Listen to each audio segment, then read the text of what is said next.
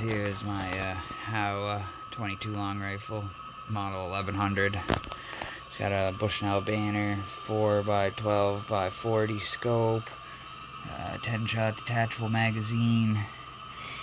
It's got a quick attach bipod. It's a nice gun, and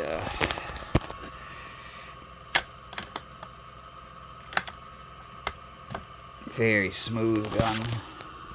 It's got the nice like pistol style stock there, and the flat bottom for at the range or whatever. Trigger is amazing on it, very nice and easy to push. Clip goes in super nice, just like that. It's a real nice scope, or a real nice gun, sorry.